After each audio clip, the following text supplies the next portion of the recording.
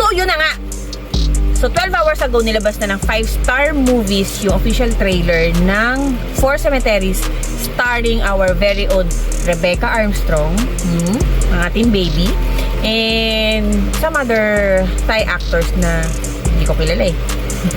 So, yan. As promised, dun sa teaser reaction natin. So, pag lumabas yung official trailer, magre-react tayo ulit at yun ang gagawin natin ngayon. In 3, 2, 1, go! Kaya pala hindi ko naintindihan yung teaser ay dahil 4 na storya pala siya. So, ang gagawin natin for this video is puputol-putulin natin yung 4 na trailer, yung 4 na mini story, and magre-react tayo per story at magti-theory tayo per story. So, let's go! First story. So, cheat death to bring them back. I'll do anything, just bring her back to me.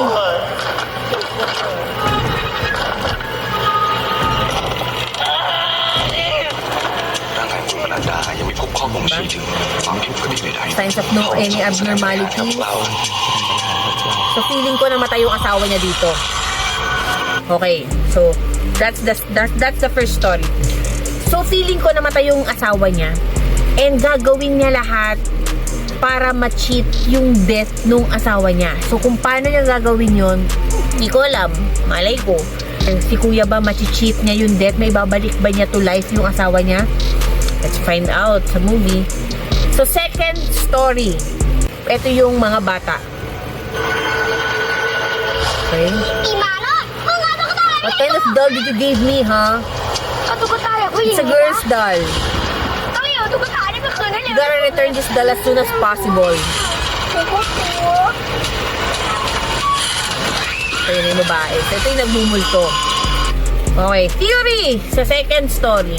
So, theory sa second story, may 4 na magkakaibigan na nasa kanila yung manika.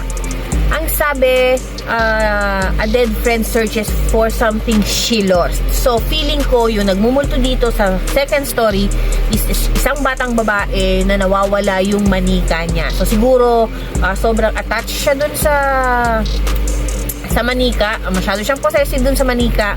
Kaya kahit sa afterlife, gusto niyang kasama yung manika niya. Kaya niya minumulto yung 4 na bata ay dahil nandun sa 4 na bata yung manika. Bakit hindi na lang nila ibalik, 'di ba? So, tapos ang usapan, di na sila minulto ni ate.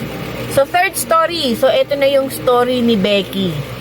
Sabi, if you don't want to die, run. So, bakit? Let's find out. Okay, so tumatakbo si Becky sa kay bata. May 2 lalaki. มันต้องมีสักที่มันต้องมีสำหรับเรา2 คน Okay, that's the third story. Theory! May 2 lalaking humahabol. So, sa start nung trailer nung third story, nakita natin tumatakbo yung batang kasama ni Becky at saka si Becky.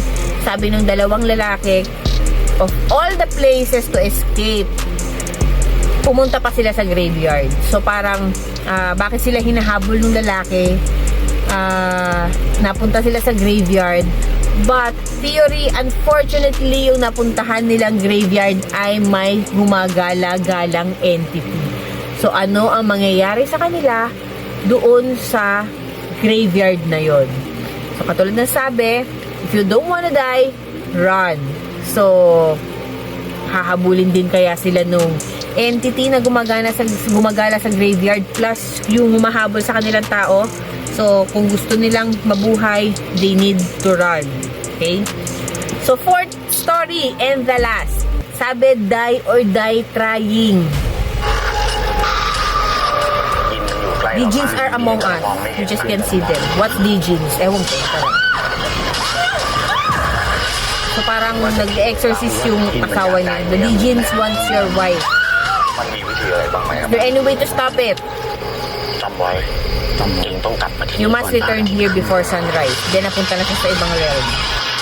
So, dun sa fourth story, para siyang mala Insidious yung dating na nagpunta sila sa ibang realm. Dito, dahil may gusto yung Djinns, siguro yun yung entity na may gusto dun sa asawa niya. Nakikita natin sa trailer, parang may ginagawa yung entity dun sa asawa niya. Kasi di ba may mga ganung may mga ganung entity na nagkakagusto talaga sa nabubuhay na tao. So, dahil gusto niya ipagtanggol yung asawa niya, pumasok siya sa ibang realm kung nasaan yung entity na to. At doon siya makikipagsapalaran para iligtas yung asawa niya. However, sabi nung may nagbigay sa kanya na kailangan makabalik siya before sunrise. Theory, kung hindi niya matapos or kung hindi niya matalo yung digits dun sa realm na yon, it's either he will also die or he will be stuck dun sa realm na yon. And that's it. So, yun yung 4 na stories sa 4 cemeteries. And sa April 10 na siya sa Thailand.